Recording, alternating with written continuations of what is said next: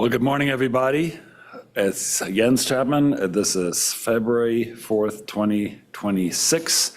It's 10 days until Valentine's Day, and it's my distinct pleasure to welcome you to this edition of STED Talks, Spine Technology Education, and the multidimensional D as in discovery, discussion, debate, discourse. And it's a particular pleasure to welcome in person today Dr. Zorica. She's a PhD and an MBA and Global Head of Medical Strategy at Therapeutics. And she's a research assistant professor in the Department of Orthopedic Surgery at NYU. I'll introduce her in greater detail later, but it is so cool to have you here in person. I think many of you, certainly all of you in the AO community, know that she's one of the leading people in terms of bone healing, bone growth. And she's now working in the private industry sector along with her academic endeavors, which also has led to being the chairwoman of bone healing of the AO Spine Knowledge Forum. So this is really cool to have you here in person. And she'll talk to us about newer biosubstances to get something done that we all look for in our surgeries when we can't do motion preservation, which, as you know, side note, is one of my pet peeves, the true less invasive surgery. But bone healing is a really big deal, and bone health is a really big deal. So, as always, we have a couple of cases. They might be 4 or 5. I'm going to text the 5th fellow who's missing. We have a young colleague from Brazil here. Do you want to come up here, Dr. Cardoso? Come up here. Say hi. Show your face. Come on. A Brazilian who's shy. Who's seen that? Come on. So, Dr. Cardoso, tell us who you are, where you're from. Hello, my name is Gabriel. I'm a spine surgery fellow from Brazil. I made my fellow in Hospital Little Prince.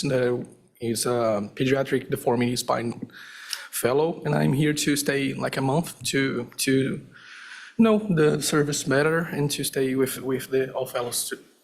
Thank you for being here, Dr. Cardoso. He's from Curitiba, Brazil, in the Provincia del Paraná. So it's great to have you here. And he saw IDO yesterday with hopeful bone healing.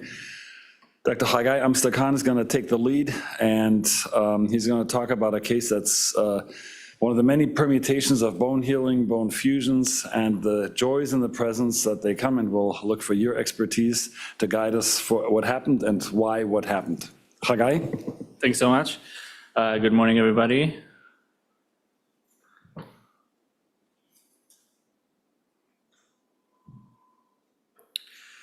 Good morning. I'm presenting a case of a 76-year-old female patient.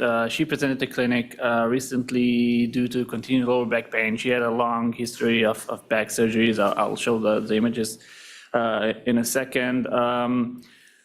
Her medical history, she is a long-term nicotine user. She was on high dose of opiates throughout the years. Despite our efforts to try to rehabilitate her before surgeries, which failed. She's a retired nurse. She lives alone, not a lot of social assistance around her house. She had several surgeries. She had about 5 or 6 lumbar spine surgeries, ending up at a T10 to pelvis fusion done here about 10 years ago. She also had a cervical laminoplasty, which was done about 6 months ago. That's the x-rays from her first visit about 10 years ago in our clinic. That's following about 4 surgeries, resulted in this L4 to S1 fusion. Then she was complaining of low back pain, radiating to bilateral lower extremities. And then she underwent here a T10 to pelvis fusion with deformity correction. That's the result of the first deformity correction, and you can see also on the CT. A dual rod construct, we achieved good correction, and both the patient and us were happy following that. Then she came back to clinic. That's about 10 years out of surgery. That's the images from her last visit. She was having persistent back pain, no radiation, and we can see both rods are broken, one of them probably in two places, the left one. So continuous spondylitis of L5S1. which probably didn't heal correctly, and we can appreciate it better on the CT.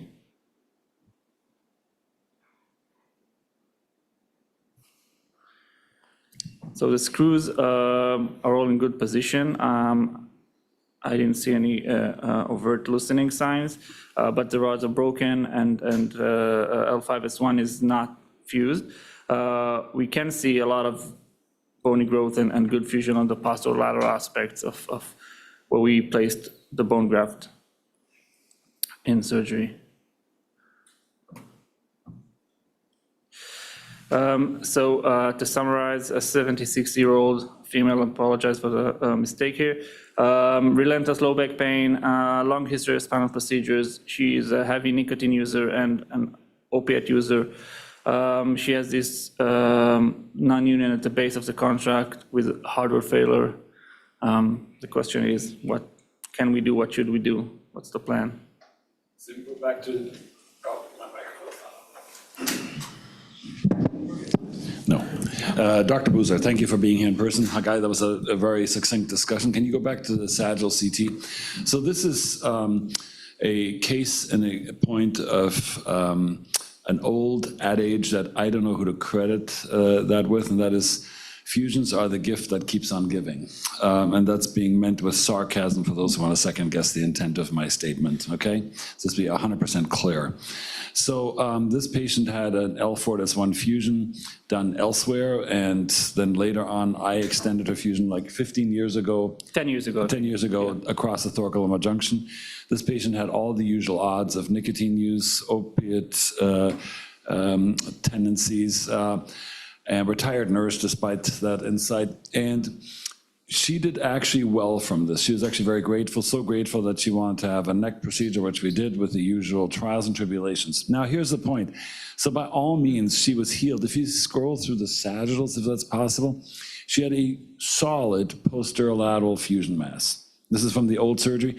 She had one of my least favorite bio devices outside of tumor patients, a P cage at 5'1", which was, again, by the previous surgeon placed, I think, accurately, correctly. We can argue about the type of cage, footprint, yada, yada, yada. How in the world, 10 years later, with a intact posterolateral fusion, intact hardware, and a reasonably well-placed inner-body cage at 5'1", why does this then, that late, fall apart, break, and let her kyphos? What in the dickens is wrong with me, with our spine, with our understanding of bone healing? Solid fusion posterolateral, big bone. Why can this fall apart so late? Certainly it's a tricky question to understand what happened over 10 years or 15 from the very first fusion, one, yeah. From the first fusion when she had the L4 to S1. And I'm guessing she developed deformity that caused potentially, was that the reason for doing a long construct fusion? Yeah, she developed deformities above her L4 to S1. Yeah. It's the usual saga. This is why I used that again. Yeah, thank you. Yeah. Just a little bit of a deformity. And again, this is not helped by patients using opiates. It's not helped by using nicotine. It's not helped by not paying credence to your body with good nutrition, exercise, yada, yada, yada. So I think this qualifies as a deformity. So the indication for the extension to T10, I think, was reasonable. Why the L4S1 fusion was done elsewhere, I don't know. But I did not redo that fusion because it looked by all means solid. Again, the question is, the previous surgeon, I think, did a nice job for whatever the indications were, solid posterolateral fusion, by all means, and a reasonable anterior column construct. I, in those days, did not use quadruple rods. But I did use pelvic fixation, but we got a nice deformity correction. She did actually well, especially for her standards. She got off her opiates. Well, yeah, so thank you, Hagai. A pretty reasonable, I would say, rebalancing of the spine, specifically considered where she was before. Yeah. I repeat my question. Why in the world this late does this break apart and then develop an evident non-union with hardware failure at L5S1? Outside of not using the miracle substance of P15, what else could we have done, should we have done? So absolutely, a lot of clinical and preclinical research has looked at opioids and nicotine. And there are studies that have been done and have shown that nicotine, even when patients get optimized and for 8 weeks prior to surgery, back at USC, we did a study, in vitro study, you still see remnants of the impact because bone biology, as Dr. Chapman said, is very complex. And so if I'm assuming she's still a current user and she's been a user since the first fusion. And there is a posterior fusion and interbody fusion. And when it comes to bone remodeling, it's complex, doesn't happen the same way. So that interbody fusion, and again, I cannot speak if back then fused done correctly, what was the biologic that was used, what was the instrumentation, how much stress shielding. There are all these factors that could impact that. I don't want to say that it didn't fuse through interbody, but maybe it allowed for residual motion that always stayed. And that's why there is so much literature and push to how do we deem something fused, irrespective of a graft material and material that's used for implants. So I think her risk factors, and I think on one of, even now looking at, it's really a little bit hard to see L5S1. It's not that there is osteolysis, but the end plates, just But look at the that bone. look at that posterolateral fusion. That's nice. That's remodeled. It is. That's a But- Bridwell 1. That's fully remodeled. Yeah, but we still need interbody. So talk to us, so you used the R word, the remodel word. So tell us about the interplay of Wolff's Law and bone healing. Why and what does bone need to kind of really heal to get this remodeling going? What's going on there? Are there mechanoreceptors? How does the bone message force transmission? So, I asked all the easy questions first. I know, and I will answer them in 30 seconds. So again, you will hear me use word super complex. There is a lot that is going on. Obviously, spine needs biomechanical load, and there is innovation today that various groups are trying to see how can we, even once when we put metal and biologics, continue to stimulate and give those stimuli. So bone, obviously, there are different phases of remodeling. Starts with inflammation, where we need proper cells, proper signals to stimulate for growth factors, for attracting the cells, for their differentiation. And then another thing, we need a good balance of bone formation, bone remodeling, and osteoclasts play a role too. And again, I go back to patients' risk factors, and can it be that, obviously, we don't have details on that, but can it be that there is imbalance, that osteoclasts are potentially, due to the risk factors, due to the still a heavy load and instrumentation that it's around, and it creates some stress shielding, that if this was and I'm again, here we are just debating and guessing if that L4S1 was a weak segment that was well supported by the posterior instrumentation, and to Dr. Chapman's point, solid bone effusion. What's going on down on the... I mean, the loading forces are dramatic. This is the lower end of the fulcrum of the entire trunk of the body, especially with poor mechanics and very poor muscle tone. So hopefully one of these days, one of our fellows will finish our sarcopenia project, which is actually quite compelling. So we have to assume that there was micromotion at the bottom. We have to assume that there was an osteolysis, or at least an inflammatory process that basically led to an autodigestion of whatever bone had formed. This, for me, underscores again the importance of the anterior column and the importance of having an intact posterior column in terms of having a tension band that's intact. We have not finished her surgery, but we did her first part. Yeah. So what we did for now, And I apologize. Yeah. May I ask another quick question? Over the last couple of years, some of the societies have looked at, are we creating deformities with low-level lumbar fusions that are for degeneration? And there has been research around hip and lower spine, what comes first and what needs to be taken care of and treated first. So I don't know if there were any other problems that patient had when it comes to her hips and... So no problems with the hips, Yeah, her great hips are point. The main problem is physiology, sarcopenia, poor nutrition, nicotine abuse, et cetera, et cetera. The main other thing is, so poor body mechanics. But for me, the main problem is, again, in this case, less hips, that fusions were done in the first place. I have no idea why that L4-1 fusion is done. My fear with the hallmark of, quote, less invasive surgical techniques, that there are far more fusions done. And when I look at them, what I'm thinking now of them in my third phase of surgery, surgical life, or surgeon's life, I should say. The first one is fuse, the second one is repeat fusion, the third one is refuse to fuse. So I'm in that third stage. They're pretty aggressive indications, and this is not done with impunity because it eats its way up the spine, certainly in vulnerable patients. So this is what we see here. So we are planning to do a second stage. We did quadruple rods on her.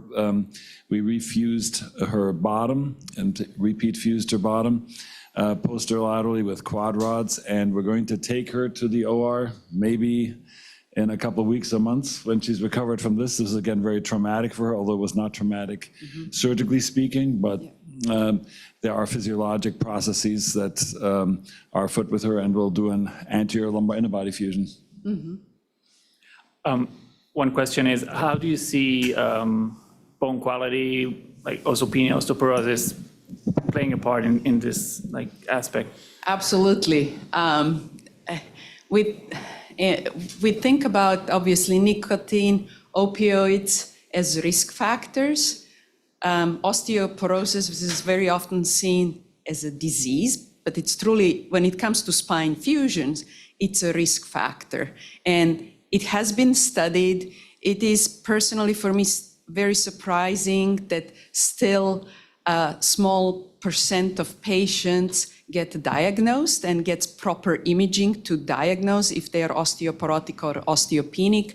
And then obviously Dr. Anderson is the expert, Paul Anderson, when it comes to bone health. But there is also a lot of literature on anti-osteoporotic medication and how much they help and how much they not necessarily harm, but impact that bone remodeling that we need to happen in patients. So certainly, and my understanding is that this patient has signs of... She's osteopenic, yeah. She's Yeah. not osteoporotic, but she's definitely osteopenic, yeah. Hey Jens, how about the connector you guys used? I'm always worried about those. I think they tend to break right above it.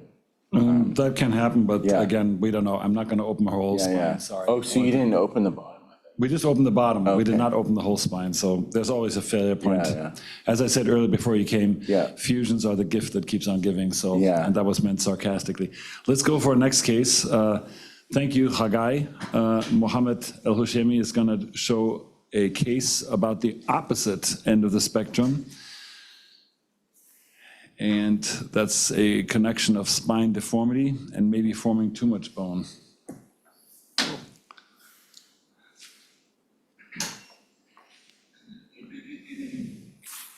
Nice cover slide. Very classy. Good morning. Don't mess with Dr. Boozer. Yeah. Good morning, everybody. Again, I'm Mohammed. I'm one of the spine fellows here. I'm gonna present this case we had last week. So this is a 66-year-old, he's a male, hypertensive, diabetic, previous L4-5 TLIF, 2021, and the carpal tunnel release. His typical presentation was back pain, On physical exam, he was well balanced, coronally, sagittally, he's fine with some hump at the upper back. Range of motion around 50% in all directions. Motor power is fine all over, no exquisite sensory deficit. And this is his previous fusion surgery. He had this L4-5 TLIF that's fused along this level. I will show on later the excessive changes that have went there around the L5-S1 and the part defect we have. This is like scoliosis X-ray. We know the hyperlordotic lumbar spine and the hyperkyphotic thoracic spine, trying to compensate with the hyperlordosis. Coronally, the patient is balanced. These are some measurements. So his SVA is around 10 thoracic kyphosis, 8 degrees. The lumbar lordosis around 50. His pelvic tilt is 40, sacral slope 24, and the PI. So considering the mismatch between his pelvic tilt and the lumbar lordosis, it's around 20 degrees. This is the pre-op MRI. So we have an area of very tight stenosis just above the old construct, the L3, L4, and also we have this grade 1 elasticity around L5, L5-S1. His thoracic MRI is like nearly negative, no areas of cord compression, but we note the hyperkyphotic deformity he has. And this is the CT scan pre-op. Dr. Abdul-Jabbar did a beautiful job fusing this. What miracle substance did he use in that? Did you happen to know that? I did not go over, I'm not sure if he's online with us and mention that. Maybe Dr. Abdul-Jabbar is online. That fusion can't be beaten, right? That 4 or 5 Zorica? Yeah. That looks beautiful. Yeah. Could be yours. Just local autographed. Oh, I told you. Amir, you should patent that. Very unusual substance. It's called local bone. Okay, wow, okay. And so we're showing this case of two things. So this patient has obviously a very severe spinal deformity, something we call Sherman's disease, which we don't know. But he's also, if you look at the signature, the phenotype, the radiographic phenotype on the left image, a bone former. So I divide humankind into two things, all political diversifications aside, or differentiations aside. They're bone formers and they're non-formers. This is clearly a bone former. He would like to heal. So, and if you look at the facet joints of the thoracic spine, he's a clearly hyperostotic phenotype. So he actually creates pretty significant stenosis. He has an exuberant dish-like overgrowth throughout. He's healed Dr. Abdul-Jabbar's fusion despite not using any biologics outside of that miracle substance called, hey, Amir, we need to come up with a catchphrase, local bone, something catchy. And A15 maybe, Amir's 15. Then he developed a slippage below despite very nice fixation. So why do some people form bone like this? What is behind this hyperostotic bone formation response in some people? What happens? Yeah. I don't think we understand well why. And as Dr. Chapman said, there are people who are bone formers, and then autograft, in this case, works. Where the imbalance starts when it comes to why they are such heavy bone formers. There's a lot of osteophytes.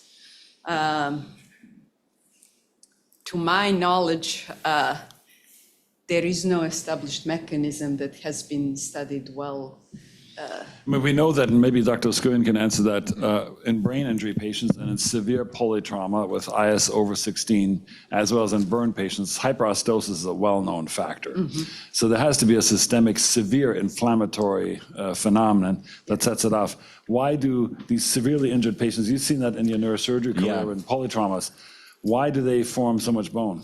You know, I don't think it's well understood, but the inflammation thing's a big deal. So inflammation can lead to bone. Yeah. Well, and we see it in the brain too, right? So you sometimes you do these cases and you put no bone, and we do craniotomies, and the whole skull fuses like crazy. So Through membranous bone formation. I know that. Yeah. I know that. Yeah. Yes. Did I get a bonus point to that? So the key thing here is, again, bone formers versus not formers, and again, the interplay of mechanics. Mohammed, why do you think this patient broke his L5S1? This is an absolutely beautiful, you can't do it better, 4-5, midline sparing, fusion at 4-5 for the spondy. Why did 5-1 break? The patient is like trying to compensate for his hyperkyphosis with the hyperlordotic angles. He's around like 50 degrees. His BMI is on the high side, so he's around 36. I think these two factors are main, and the solid fusion at L4-5 causes a lot of stress on the L5 parts. So Succinctly stated. So even a bone former with hyperdense bone can crack their bone under overload of the, in this case, posterior column. So it's the opposite of what the lady had before. He hyperlordosed, he hyperstressed his posterior arch, as Dr. El-Hashemi has pointed out, and it broke and slipped. And now he has this deformity above. And let's move forward because we have 3 more cases to show. yeah, so surgically, we went to surgery. As we mentioned, his thoracic kyphosis is around 80 degrees, and this is like a cutoff. 75 and above is a cutoff to go if you want to operate on these patients. So what we did was a robotic assisted screw instrumentation from T4 down to the pelvis using the Excelsis robot. These are the intra-op images. Looks like I put those screws in. Yeah. Jensabot. Wow. Amir, that is beautiful. We went down to the pelvis, S2AI screws, all these detailed here. We started down at L5S1. We did an intradiscal osteotomy there with the 2 cages, and then we shifted our attention to the thoracic levels. What we did there, this is the post-op image. We chose the 2 levels that are not ankylosed, so they were like 9, 10, and the 11, 12. And this is what we were able to correct. This is measured on CT scan, not in standing position. This is lying down. The thoracic kyphosis is now around 55 degrees. So we have like good 20 degrees of correction. This is the CT scan post-op, looks fine. We have some subsidence around this cage here. It was very difficult to release these vertebrae laterally, a lot of hyperostosis. A few words about Sherman's disease. So it's also known as Sherman kyphosis or juvenile kyphosis, juvenile discogenic disease. Although this patient is like 66, maybe he has like, I went over his chart, I didn't see very old images. Maybe this is his neglected kyphosis has caused this progression. The pathology is due to the abnormal curvature, and it's postulated that mostly there is anterior vertebral body wedging more than 5 degrees in 3 or more consecutive vertebrae, leading to this excessive thoracic kyphosis. 2 types. Type 1 involves only the thoracic spine. Type 2 involves thoracic and the lumbar spine. The typical presentation, posterior deformity and the thoracic pain, mostly in the adolescent, as I mentioned. No clear pathology for what happened, but what I said was like the main described the pathology. There is some genetic component that's still also not understood for this hyperkyphotic disease. There is some histologic evidence suggesting abnormal vertebral end plate mineralization and ossification during the early growth, resulting in disproportionate growth along the posterior versus the anterior end plates. The management is, of course, like any other spine pathology, conservative lifestyle, stretching programs, physical therapy, and bracing also can work. If all these techniques fail, we can resort to surgery. In cases of severe kyphosis, 75 degrees or more is the cutoff. Patients with neurologic deficits, persistent refractory pain, and patients are willing to go into this massive corrective surgery. That's it.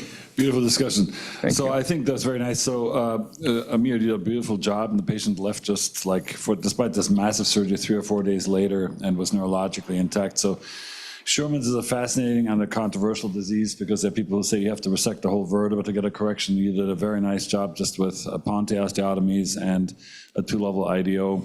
And for me, the question is, again, does the fact that a patient like this is a bone former influence your decision-making as to what biologics you use? Do you have to use biologics? How much does the underlying pathology and the radiographic signature of a patient influence your decision-making? So from my perspective, obviously, this patient healed very well. With a long fusion like this, local autograft is just insufficient. So we just used kind of off-the-shelf corticocancellous chips.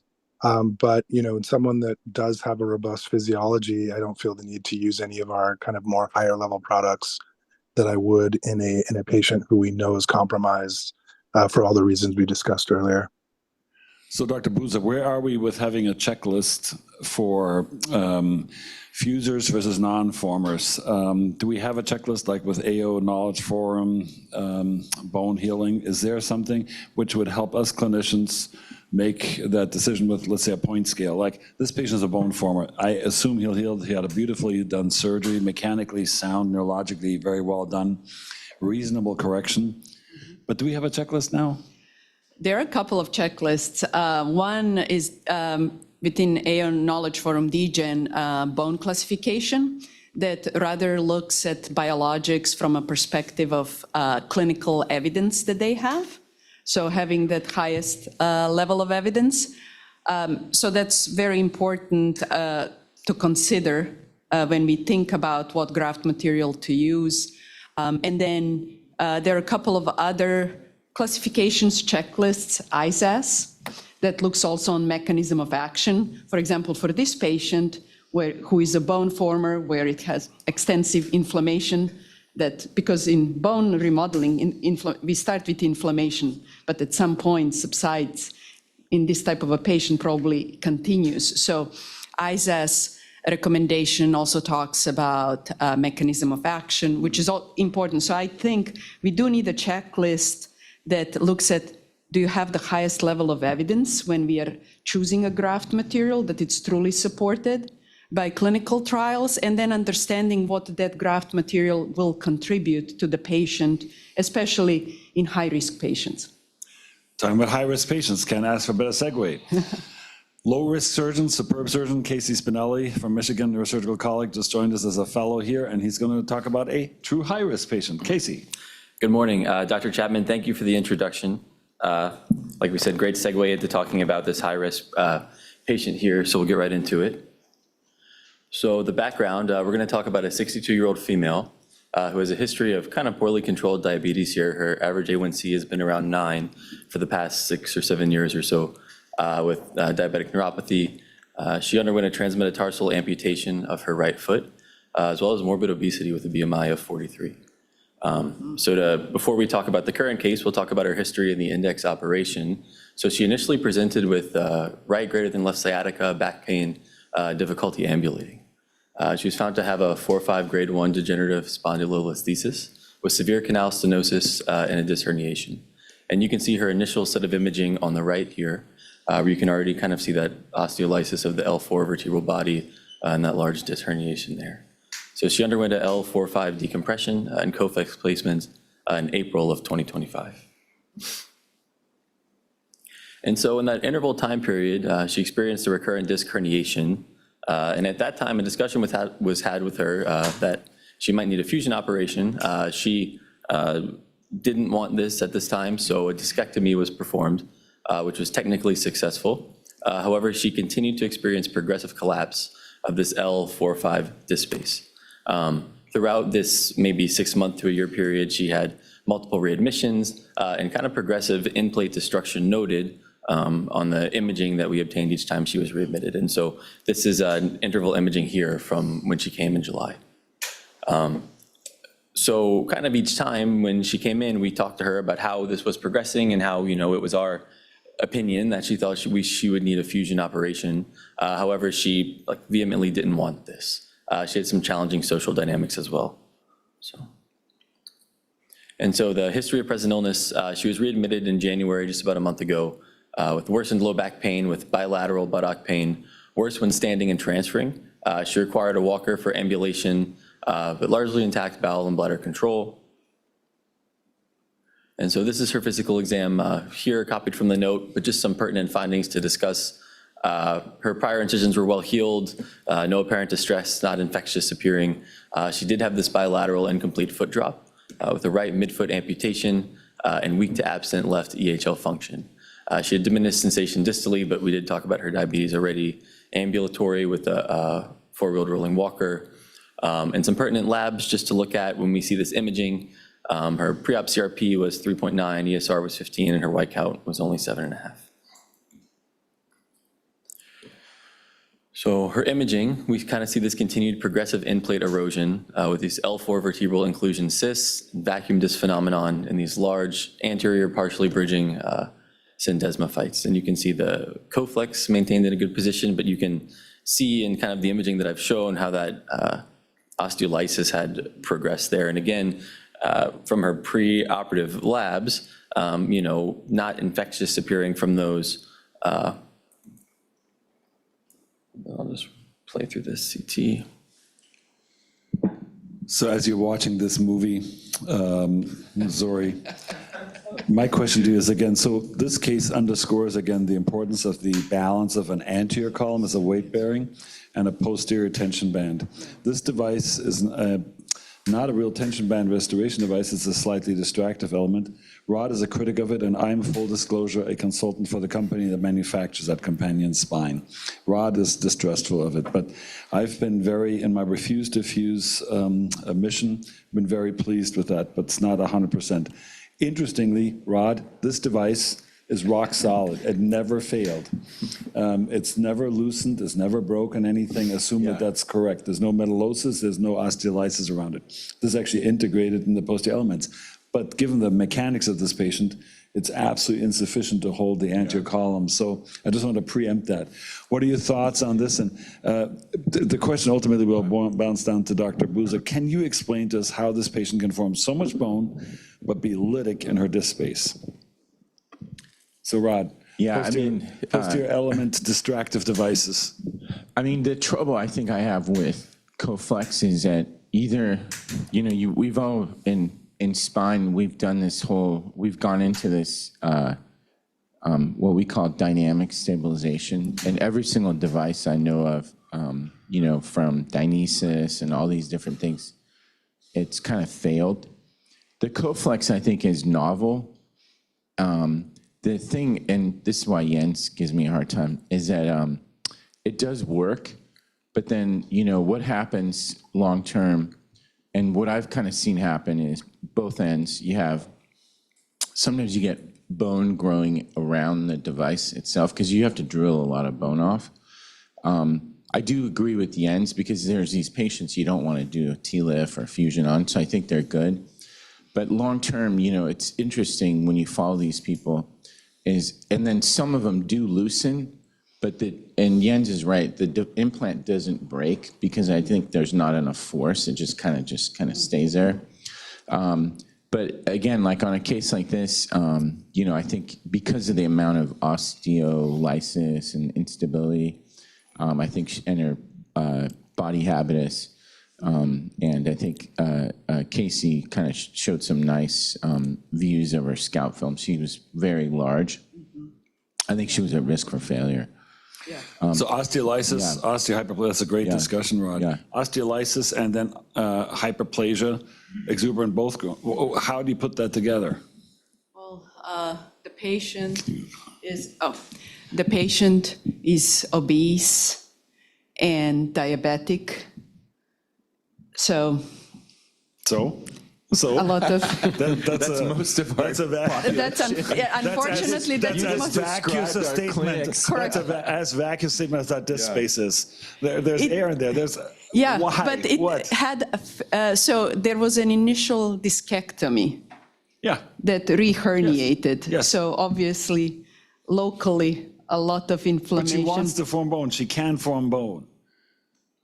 She is forming bone. Look at Dr. Spinelli, right? I mean, there's a lot of bone there. There was a lot of bone there, is quite the case. Why can't it just? Well, the disc itself, so when we think about bone intradiscal fusion, intra-body fusion, there is research out there and belief that depending on how much disc is left around, that it will prevent bone fusion. Obviously, the goal here, patient, based on the notes, did not want fusion. Several times admitted in several writing. times wanted a discectomy. So my question is, given the high-risk profile, I wanted to fuse her. In my notes specifically, she actually left AMA. I wanted to fuse her because she got herself readmitted and then pain and then got better again and wanted to go home. So what do we do? Let's move forward. So this is a high-risk patient. She's completely non-compliant. She literally has her Mountain Dew and cookies in her bed. Wow. That were somehow smuggled in by an enabling family member. This is a fact. No and way. we told her, and then she has an A1C in the high 9s to 10, Yeah, and then a 9.8. blood sugar to 500, and then we get accused by the family member who smuggled the stuff in why we still have an elevated A1C in the hospital. It's a true story. So Wow. That was the conversation on the post-op phone call update, was how we let her blood sugar get so high in the hospital. Nevertheless, here's the assessment, the plan. What do we do? Here is what we did. So the procedure performed on end of January of this year. We did a hardware removal with an L4-5 interbody or intradiscal osteotomy with a quad rod construct with a fusion from L3 to the pelvis here and multiple cross-link devices. And Dr. Spinelli had a signature there. One half of those screws are his screws, one half of those cages are his. We did not fuse to 5-1. Is that going to fall apart? We obviously fused it posterolaterally. Uh-oh. Rod? Amir? I think this is an interesting case, But Jens, honestly, what is your thought about the Coflex? What I was saying earlier about. I'm worried about when I have to do discectomy. So one of our fellows hopefully will do a very nice retrospective case series. We've done several hundred of those. And I think that there may be a challenge of Coflex devices with disc herniations after discectomy, because the anterior column load becomes an issue. This patient obviously had massive physiologic risk factors.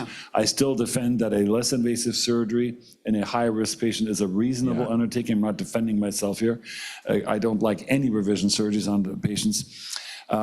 We did use an off-label device, which I think Dr. Spinelli is going to talk about, and then I want to hear whether your device has a similar ability. Was it infected or did it? It was not infected. It was just what we suspected, a Charcot arthropathy. As we know in our previous studies, neuropathic arthropathy can be over-infected or super-infected with an opportunistic bug, but it's frequently misinterpreted as active discitis, osteomyelitis.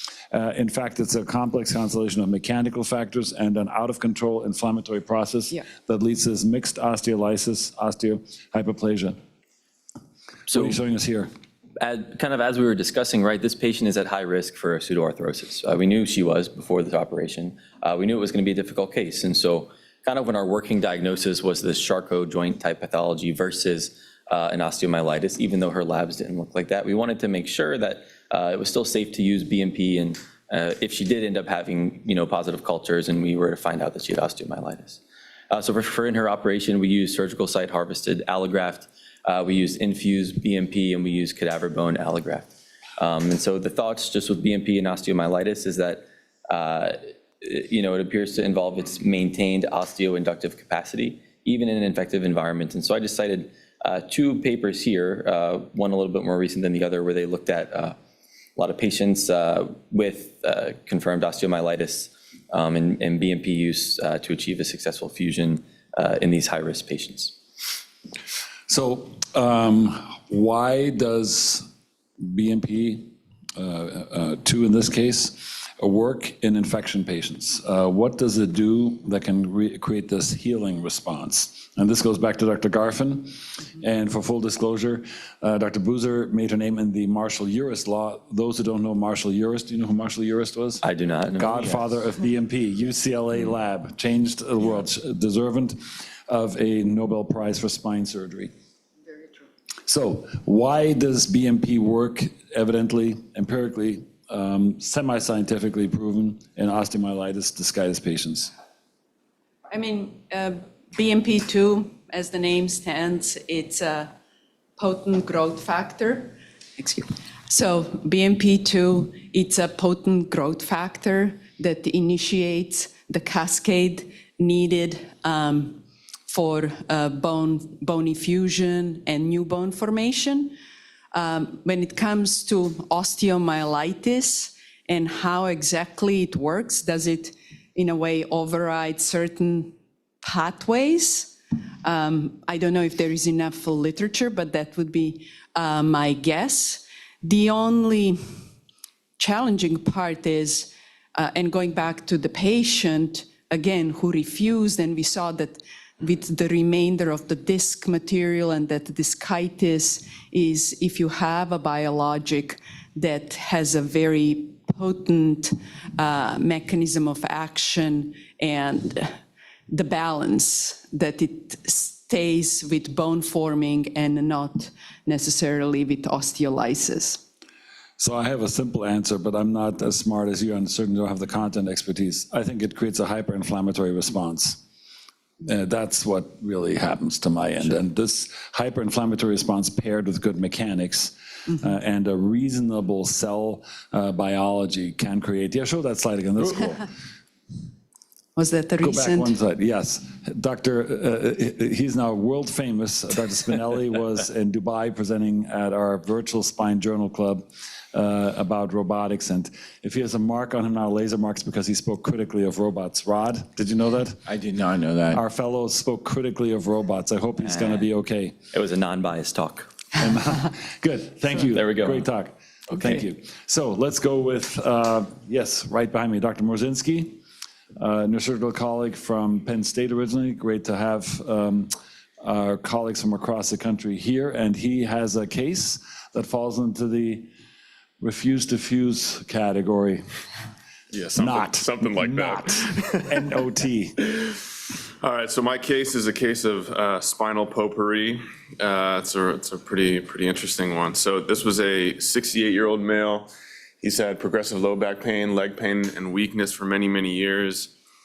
Unfortunately, has had 7 low back surgeries, which initially started with a L3-4 laminectomy, which was 9 years ago, and also had a multi-level cervical surgery. He has diabetes, A1C of 6.6, and of course, he was a retired physical therapist of 40 years, so he wanted to stay active, wanted to move, and just saw a surgeon who kept on fusing him, basically.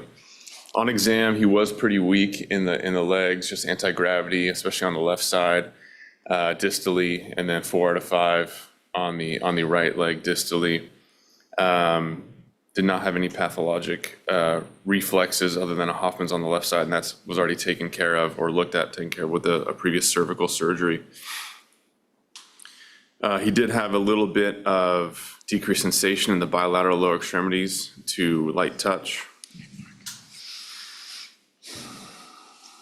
And so initially he was doing somewhat okay after his fusions, but of course his pain got worse and worse. He ended up being basically looked for a second opinion in our clinic and saw us in clinic. And initially, we were going to prehab him and then do surgery. But then a couple days after he saw us in clinic, he got progressively worse, had ambulatory dysfunction, and so he was direct admitted for an intervention. So this was his initial imaging. So you can see he had basically every type of fusion that we have in our toolbox, an A-LIF, a T-LIF, an X-LIF, and then just a regular fusion. So basically everything under the sun. He somehow just has screws here with nothing attached to them. Very interesting set of constructs here, and then of course bilateral hip replacements as well. So just kind of everything he's missing is a Coflex.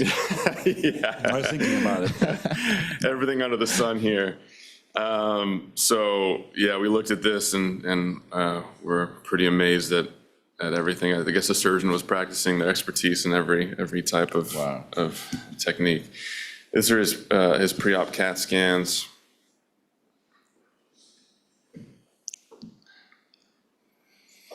So this, for me, is, so again, surprise, after 7 fusion surgeries, there is further breakdown above this. Going back to the index surgery, in my opinion, probably not necessary, but that's just and I just showed a failure of a motion-preserving surgery of mine. Can you go back to that CT? Sure.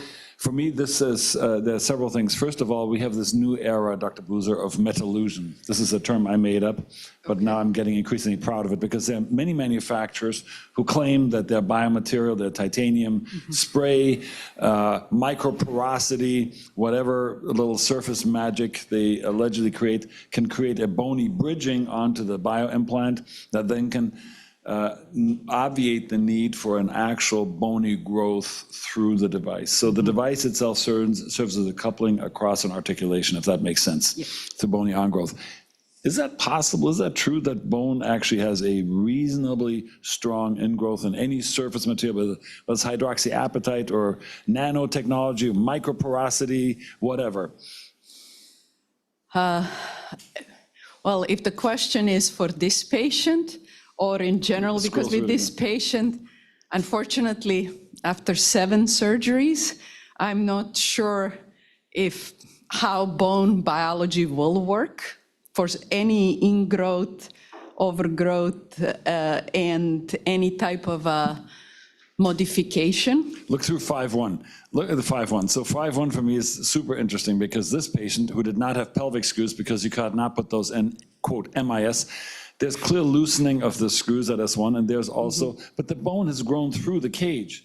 So as a research scientist, how would you rate this? Is this a fusion or a non-union?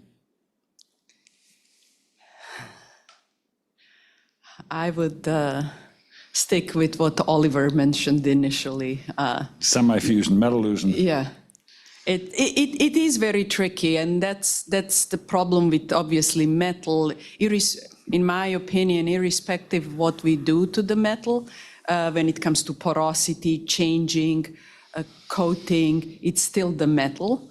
And bone modulus, elastic modulus, when we think about what healthy bone can sustain versus metal, and then having a patient who had, unfortunately, so many surgeries.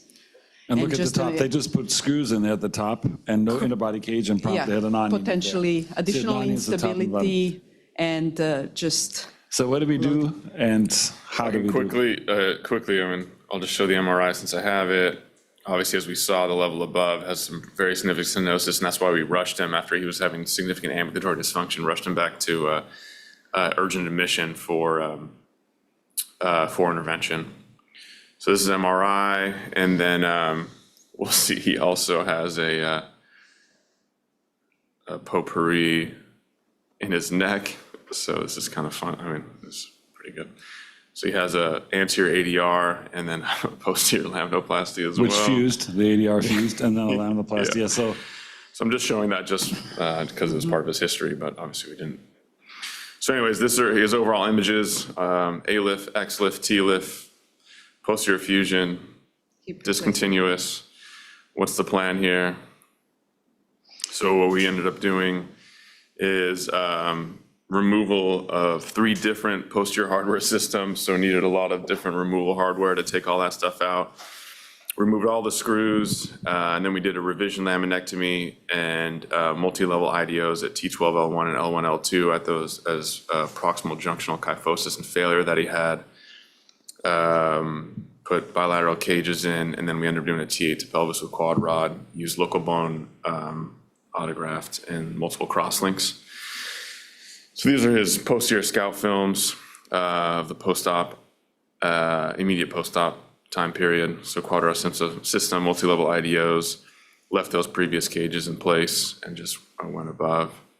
And these are his post-op CTs here. So talk to us about stress shielding. So Rod is already frowning because I did not redo his 5-1 non-union. I just did a very extensive posterolateral fusion. We redirected screws. We did quad rods. Rod, talk to us about when and where and how to redo these A-lifts that have failed, and should we have gone for a cage removal, cage revision? Yeah, I mean, these are difficult. I think you and I have a series of these, and it's really challenging to try to revise the anterior. I mean, I think you did a beautiful job. I do think sometimes you do have to rely on the posterior lateral, just put tons of bone, decorticate the facet joints. It didn't look like they really decorticated that much before. How was it intra-op, Jens?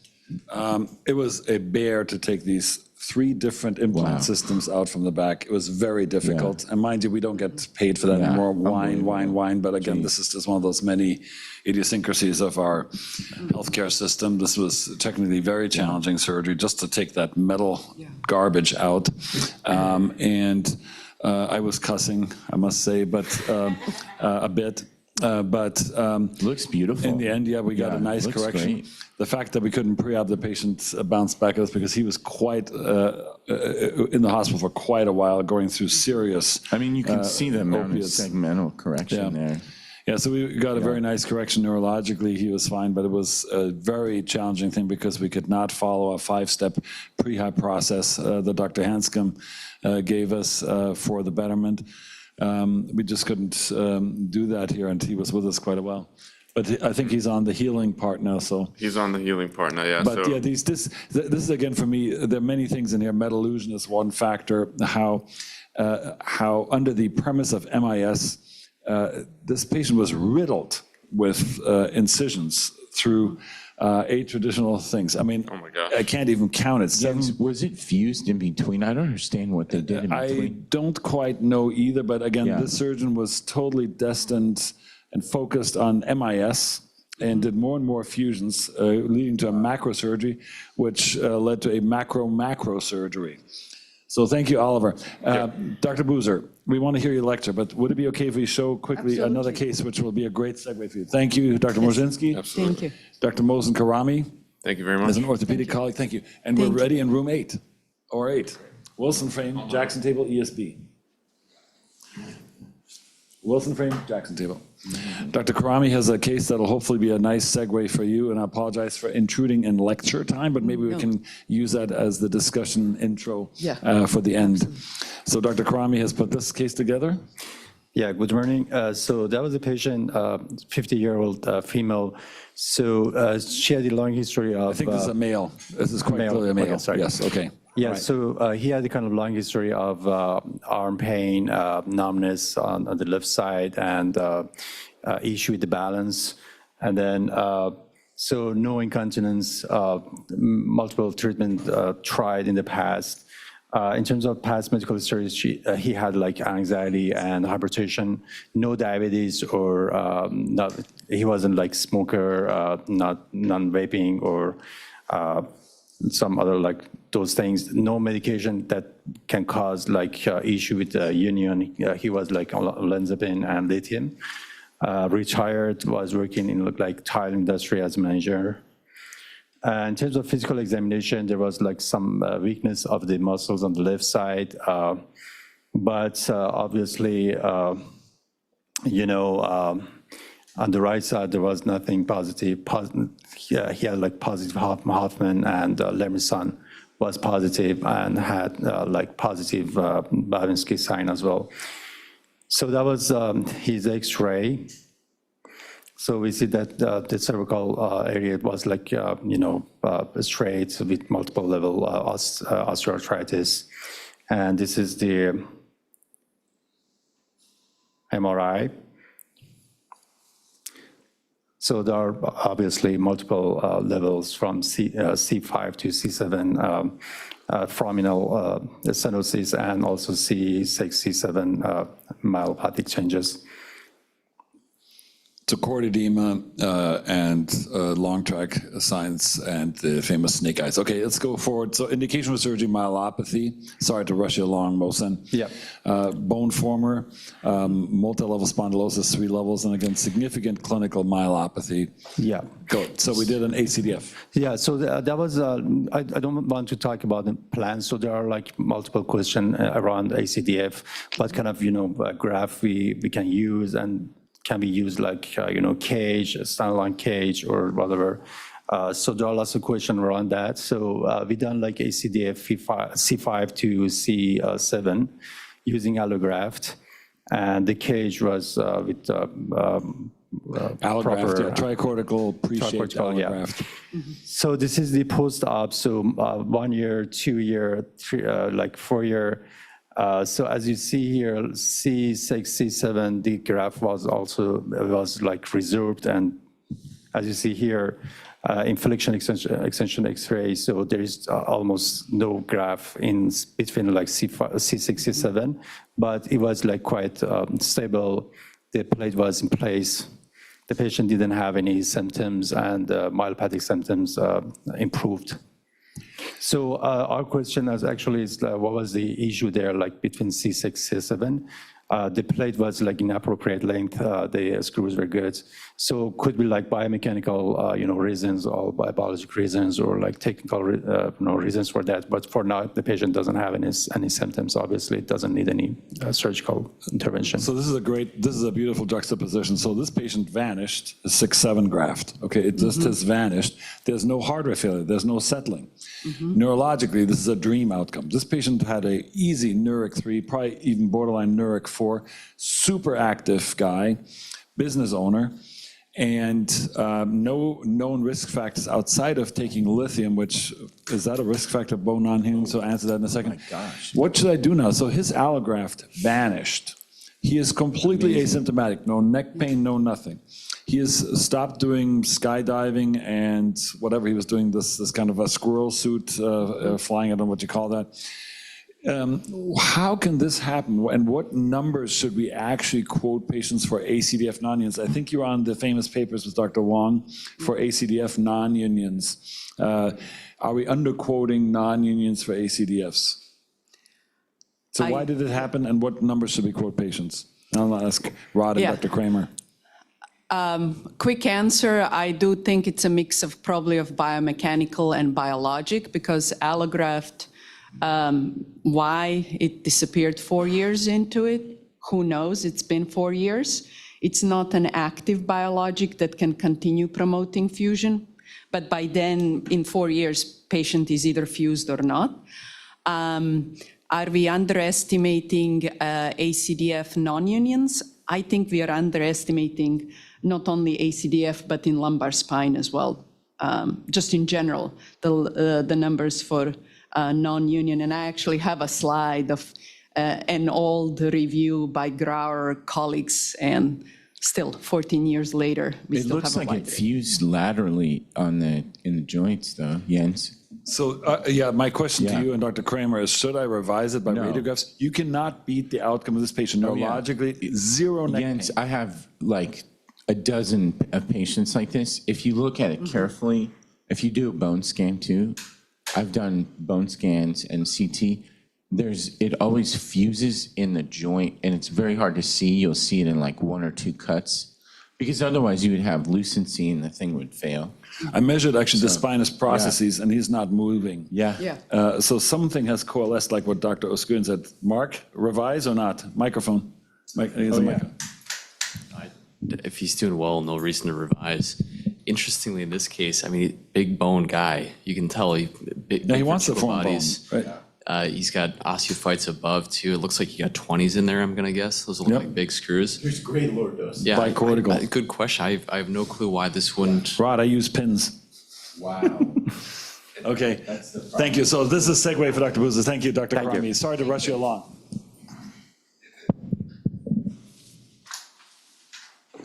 Great honor not only to have our guest speaker present today, Dr. Zorica Boozer, PhD, MBA, but also have her here in person. Dr. Zorica Boozer is a global head of medical strategy at Therapeutics, a well-known company in terms of bone and biologic substances. She's also a research assistant professor in the Department of Orthopedic Surgery at NYU and an adjunct faculty in the Department of Biomedical Engineering and the College of Engineering. She has a plethora of papers, I think over 200, and even more presentations. She is on the advisory board of the AO Spine Knowledge Forum, Degenerative, and in that regard has done some serious presentations about categorizing bone grafts as well as bone healing, which we very much appreciate as clinicians, which have become the backbone for larger healthcare systems. And she serves also in leadership capacities at NAS, LSRS, and AO Spine. So we really appreciate her coming in person to talk about fusions and getting this elusive thing called bone healing to happen. And you see our problems as clinicians in terms of being judicious arbiters of what to use, when to use, and how to use. Even when we try to refuse to fuse, we sometimes have to fuse. So Zorica, thank you for being here, presenting, and being here in person. Thank you so much, Jens.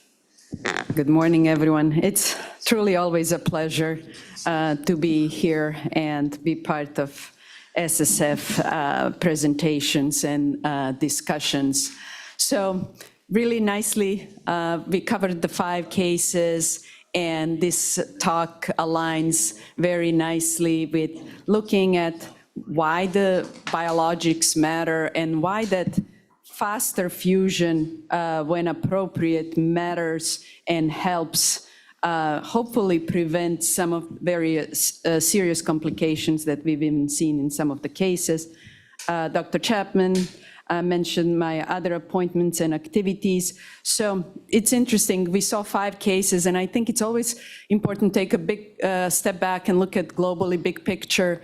Out of 5 cases, we had 4 lumbar or lumbar thoracic with revisions. So lumbar fusions are 1/3 of the procedures that are done, and then osteobiologics, bone graft materials that are used are very important, and we are seeing the changes in different types of graft materials and how much we are spending or will be spending on various graft materials out the projections in 2032.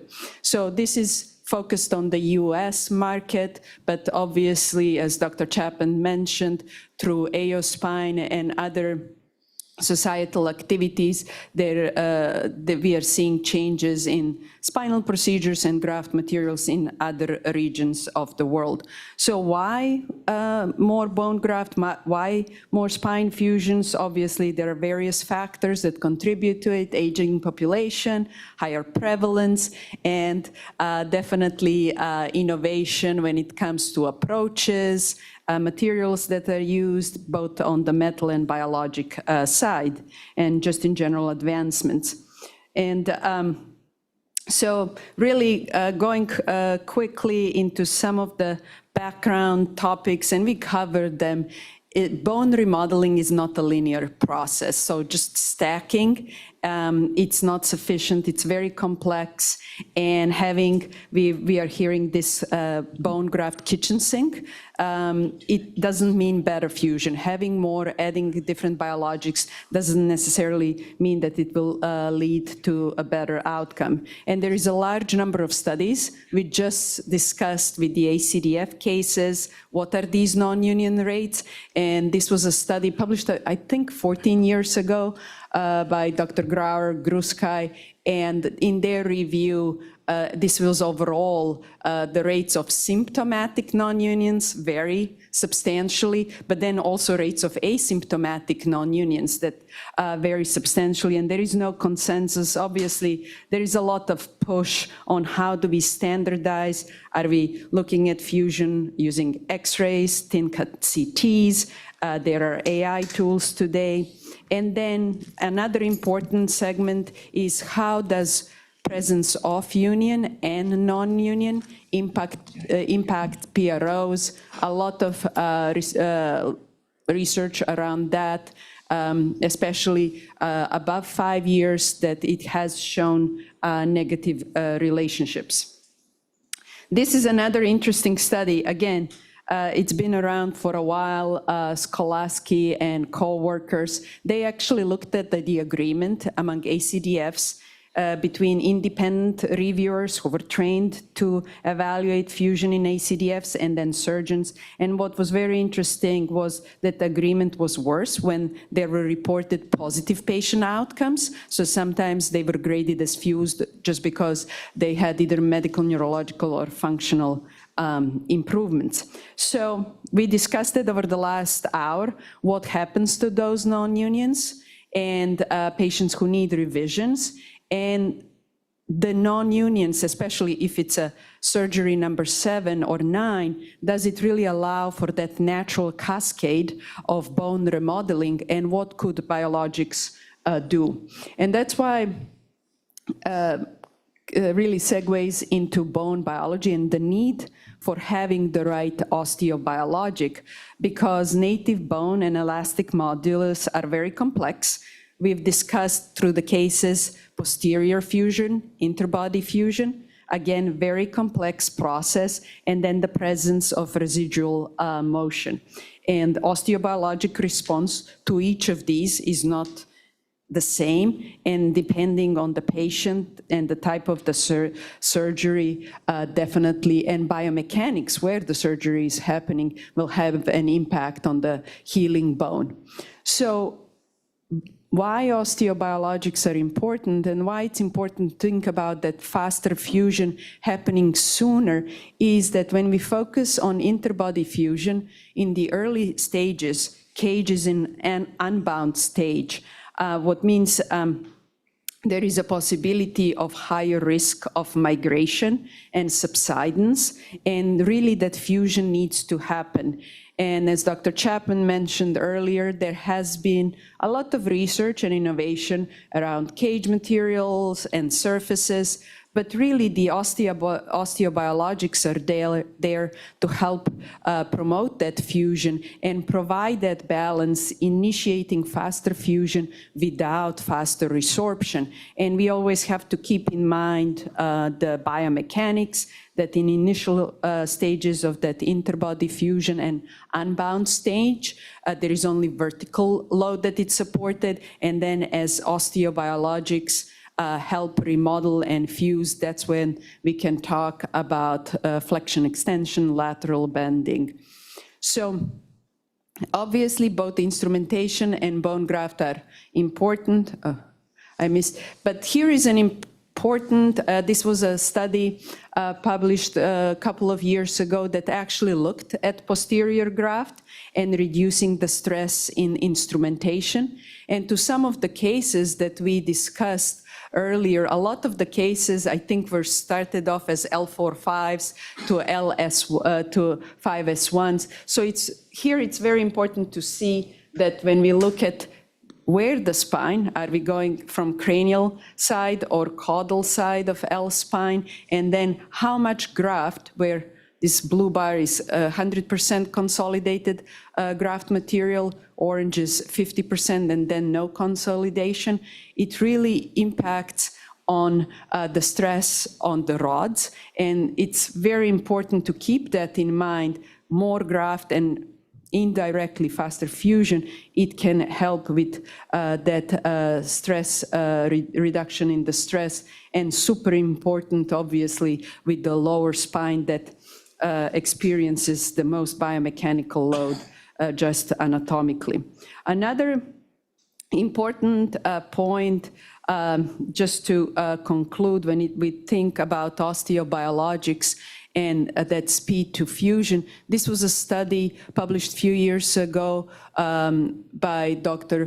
Ushira Zoko in Global Spine Journal. And what they did, they looked at single-level TLIF and PLIF cases and really wanted to see how does that interbody fusion timing of interbody and early interbody fusion has an impact on mechanical complications. And they have really seen that earlier fusion increased the chance of success and reduction in some of the mechanical complications, but also had an impact, and they also looked at patient-reported outcomes, and this was the segment of back pain evaluation questionnaire with spine dysfunction and physiological disorders.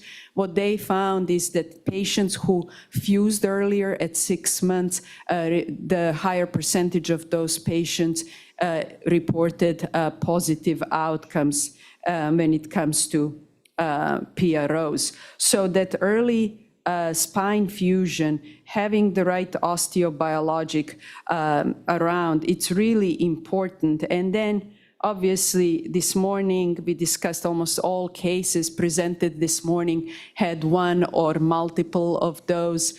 All of these, among many other risk factors, have been shown to impact spine fusion. And then again, this underscores the need to have that right biological solution.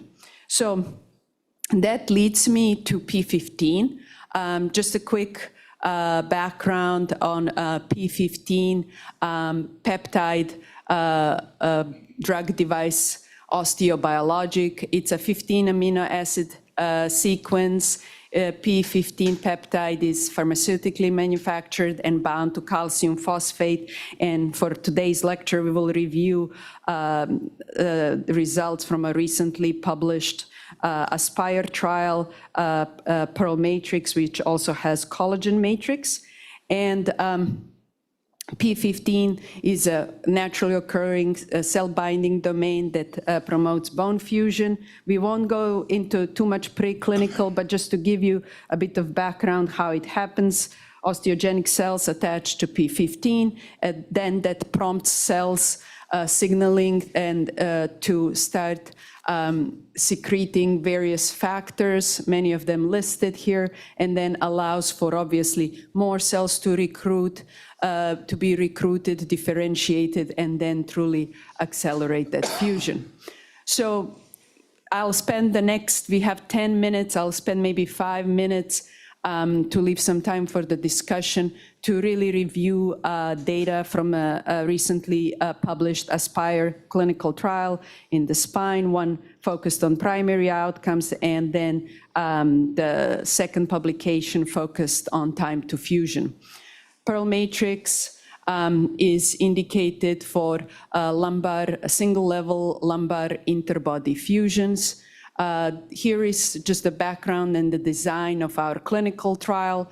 It was PMA IDE trial, single-level TLIF, 33 centers, 283 patients. It was a single-level TLIF, and patients were randomized either to receive Pearl matrix or local autograft, and we will talk about that later as we review some of the clinical data, but 60% of those patients were high risk, either nicotine, obese, or type 2 diabetes. Some of them even had 2 risk factors. Here is a little bit more on the surgical procedure. As I mentioned, single-level TLIF, static peak cage. Here is additional information on the surgical approach, open or MIS, and then also the distribution of the levels. As we see, majority of the levels was L4-5, followed by L5-S1, which kind of aligns. That's a very common, when we think of lumbar spine degenerative pathologies, L4-5 and 5-S1 are the most common levels that degeneration happens. And again, split of open and MIS, very similar distribution. So for the endpoints for the clinical trial, there was a primary, secondary. The primary wasn't just was patient fused, did patient have a better patient-reported outcomes or no complications. It was actually a composite clinical success at 24 months, and it comprised of 5 components. It had to be achievement of fusion, at least 15 points improvement in ODI, no new or worsening of neurological symptoms, no serious device-related adverse events, and no subsequent surgical intervention at the index level, so no revision for the primary procedure. So for a patient to be defined as a clinical success, it had to really meet all 5 points, not just 1 or 2. And then the secondary time point was really looking at that time to fusion using Kaplan-Meier statistics and to evaluate how quickly those patients fuse. And for fusion assessment, thin cut CTs were used and reviewed by independent radiologists and medical metrics. And the CTs were taken at 6, 12, and 24 months. Obviously, if patient fused at 6 months, no additional CTs were taken. So here is the data and on the primary point. So what you can see just from a previous slide, overall success was defined by 5 points that patient needed to meet. And here we can see that in Pearl Matrix group, 55% of patients met that overall success, and it was statistically significant compared to 36% of patients who received local autograft.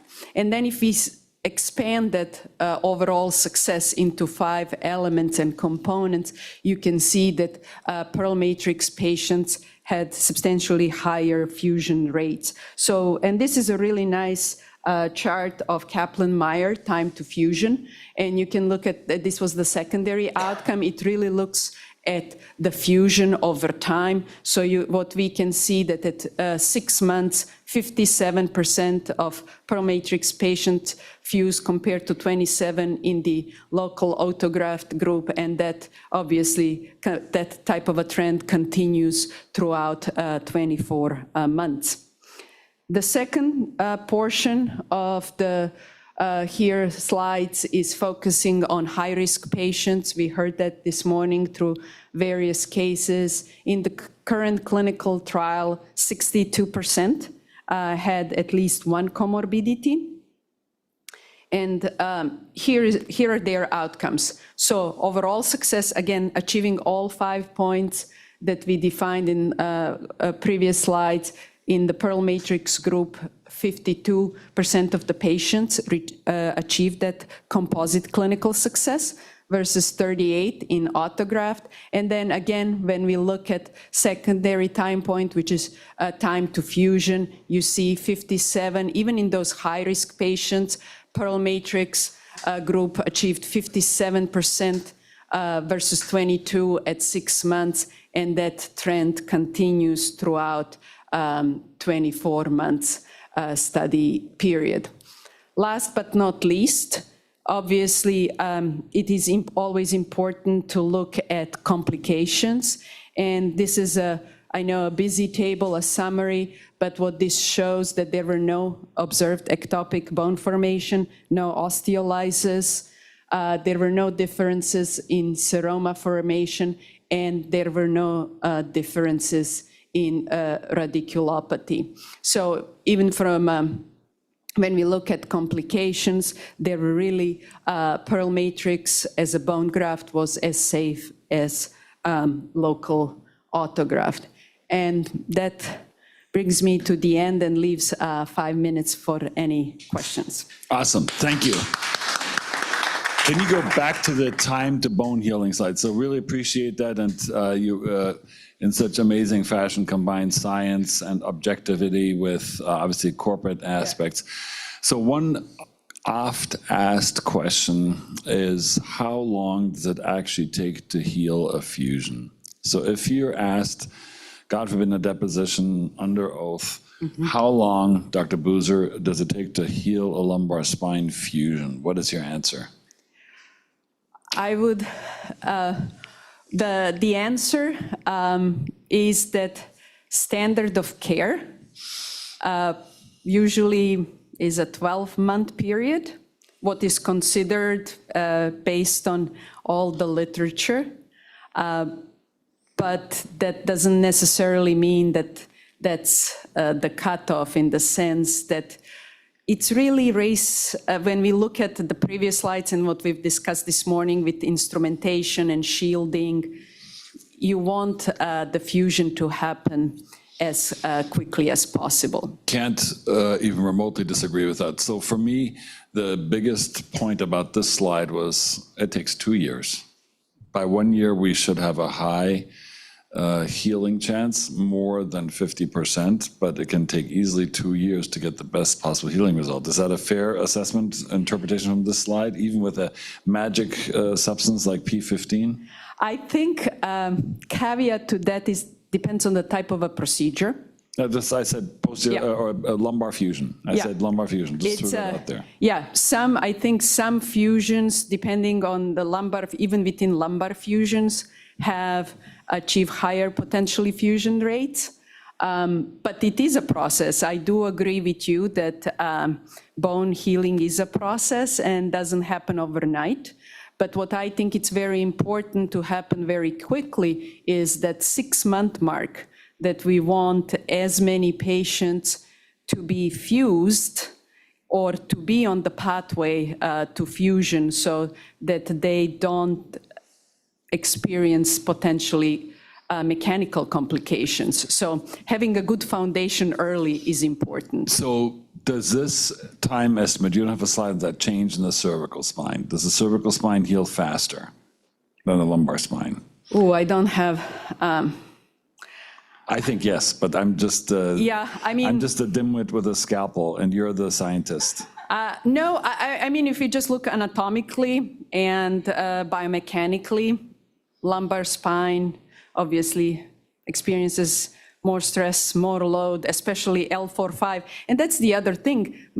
Majority of those cases, or I cannot say, but the top two were L4-5, L5-S1, which biomechanically are always the most challenged than S2, C2, C3. So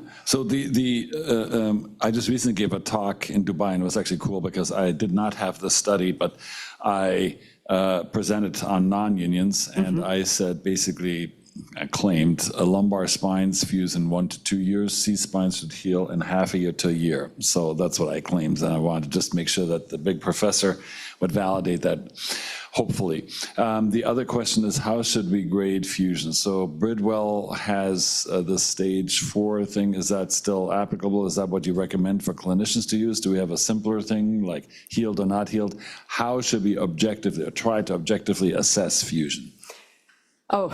We have 60 seconds for that. So obviously, in this clinical trial, thin cut CT, because CT is the most sensitive. Radiographs are standard of care, FlexX, that are very often used. There are many limitations to it, but unfortunately, that's what's standard of care, easily available.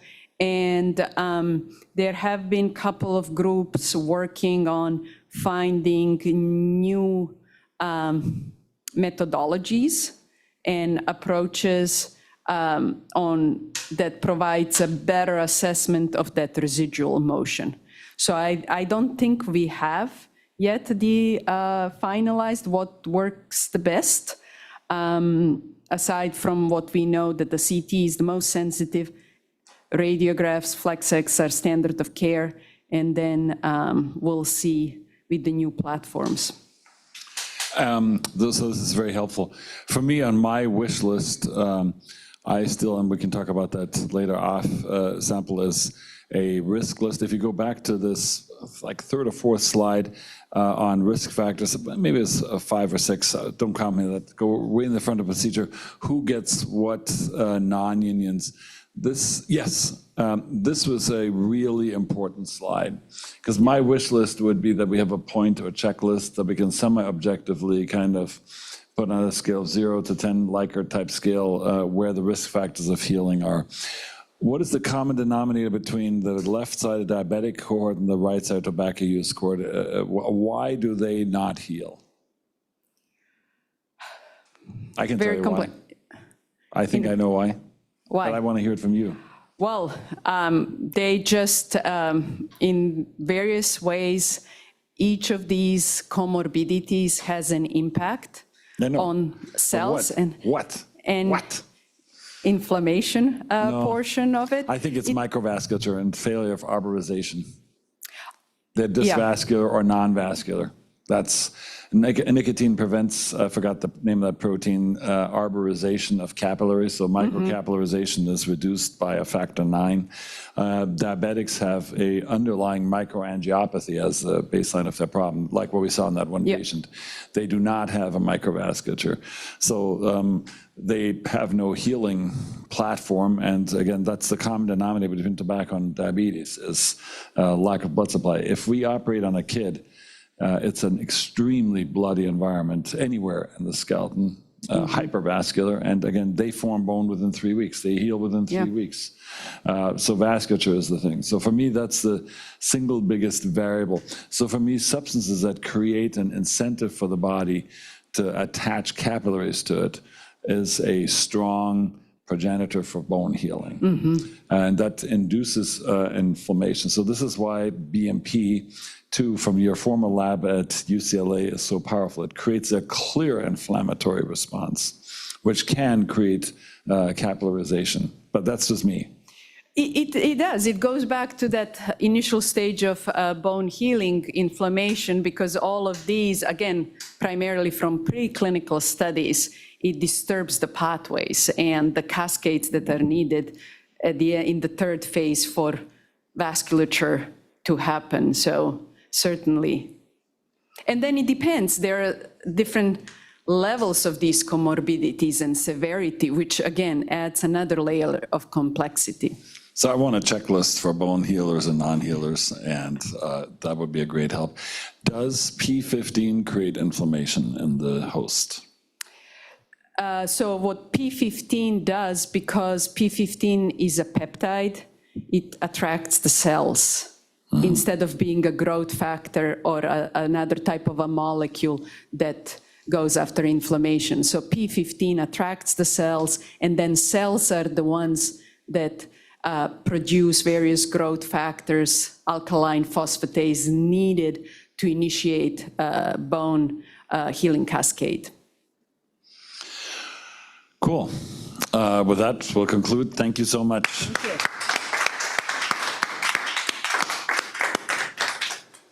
Can we take a group picture?